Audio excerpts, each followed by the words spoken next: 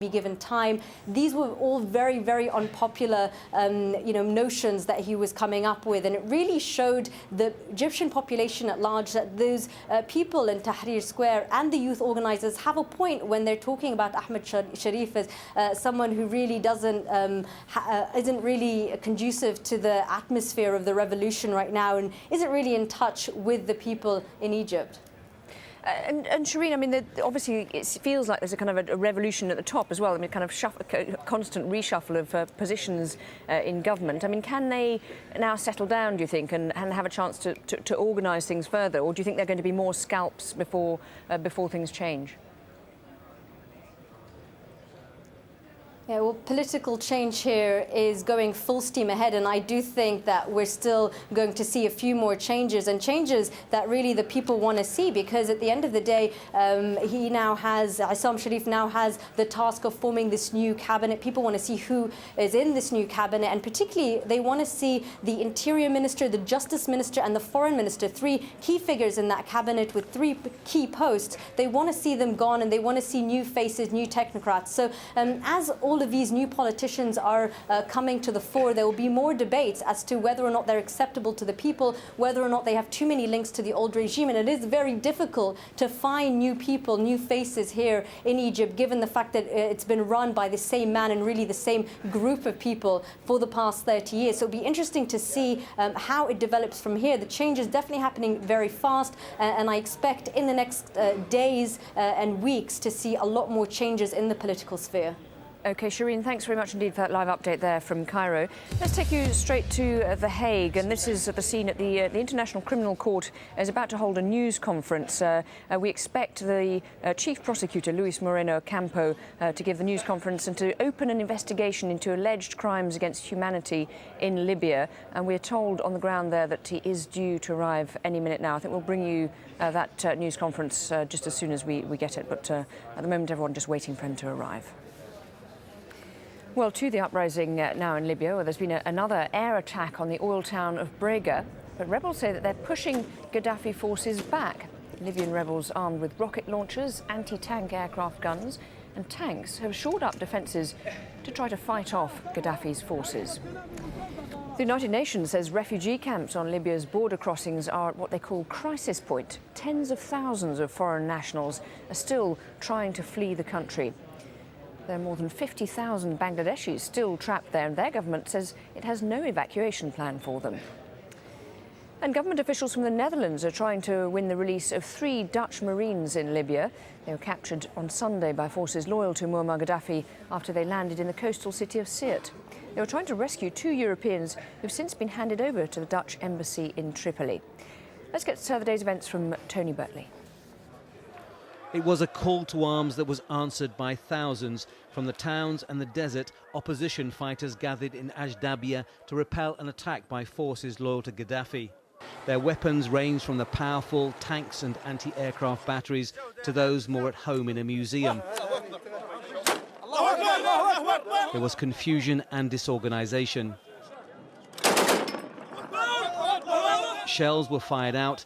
Complaints returned as residents ahead explained they were coming under fire from their own side. What about the capability? I mean, you've got a lot of men here and you've got a lot of weapons. Can the men use the weapons?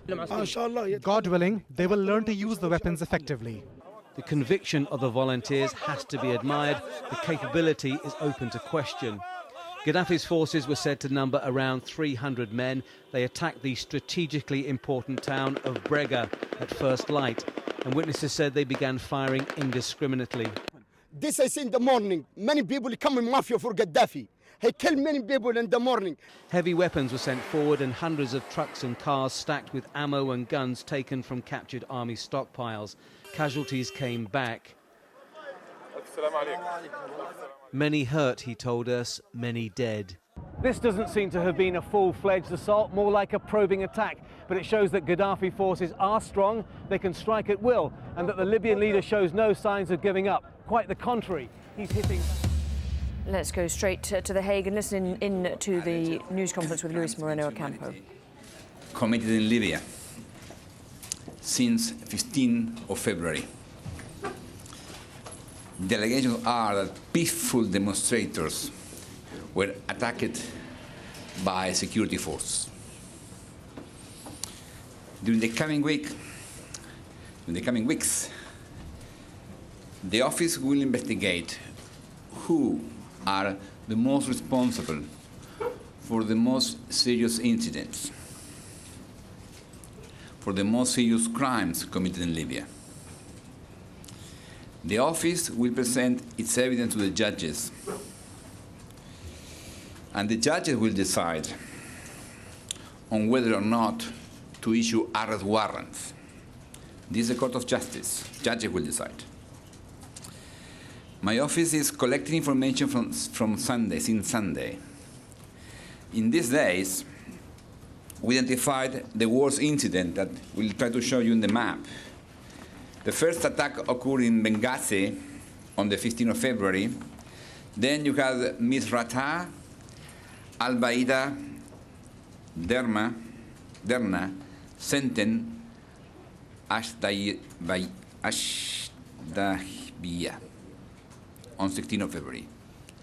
Then 2 days later, Misrata, and then Tripoli on the 20th of February, and then Al-Suwaidiyah on the 20th of February. So you see the correct writing in the map.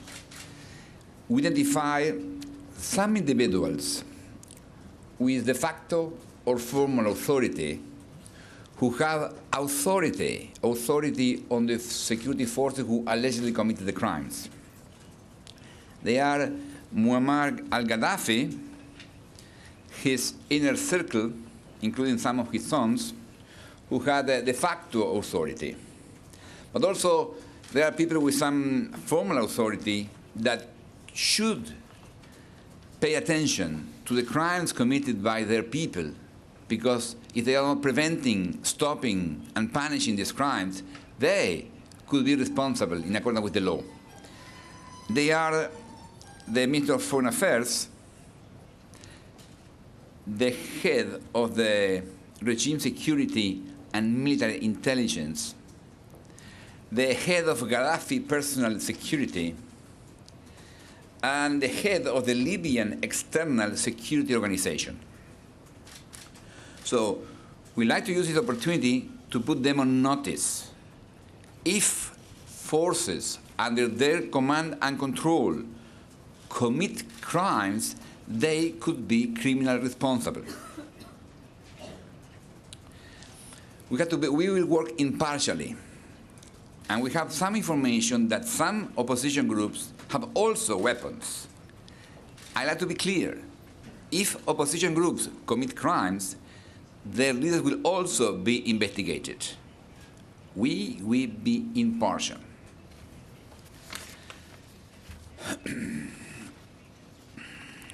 The persons identified and any other person can reach out the office to clarify their responsibilities.